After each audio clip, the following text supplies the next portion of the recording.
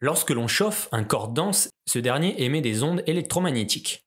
Si on décompose cette lumière, on observe un spectre continu qui est d'autant plus riche en radiation de petite longueur d'onde que la température de la source est élevée.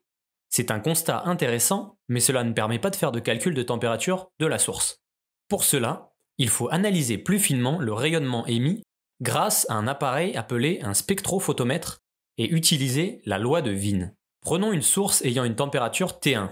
Grâce au spectrophotomètre, on peut tracer une courbe liant la longueur d'onde de chaque radiation à l'intensité lumineuse émise par la source. C'est ce que l'on appelle le profil spectral de la source. Elle nous indique finalement la quantité de radiation électromagnétique émise dans chaque gamme de couleurs ou de longueur d'onde. On observe un maximum d'intensité lumineuse sur cette courbe que l'on appelle parfois maximum d'émission. Et l'on peut déterminer la longueur d'onde associée que l'on appellera lambda max. C'est la longueur d'onde de la radiation qui est la plus émise par la source. Si on réalise une seconde acquisition avec une source ayant une température supérieure, on repère que le profil spectral a la même allure. On remarque cependant que le maximum d'émission a augmenté et que la longueur d'onde lambda max a diminué. Pour finir, on reproduit l'expérience avec une source ayant une température encore plus élevée. Et finalement, la tendance vue précédemment se confirme. Le maximum de la courbe est encore plus élevé et il s'est décalé vers la gauche, soit vers les petites longueurs d'onde.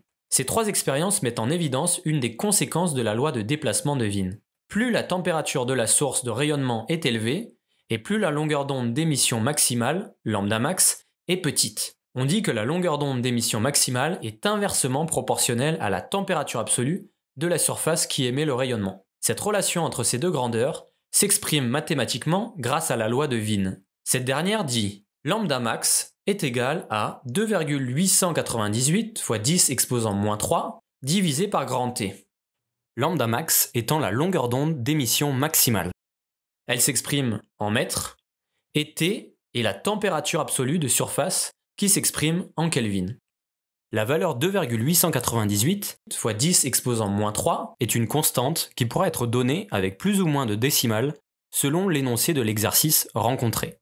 La loi de Wien permet de calculer la longueur d'onde d'émission maximale lorsqu'on connaît la température de la surface de l'objet, ou si on isole grand T, on peut aussi calculer la température de surface de l'objet grâce à lambda max que l'on obtient en analysant le profil spectral de la source. Il est ainsi possible de connaître la température de surface d'une étoile simplement en analysant la lumière qu'elle émet. Nous verrons d'ailleurs dans une prochaine vidéo la méthode à appliquer pour déterminer la température d'un objet grâce à la loi de Wien.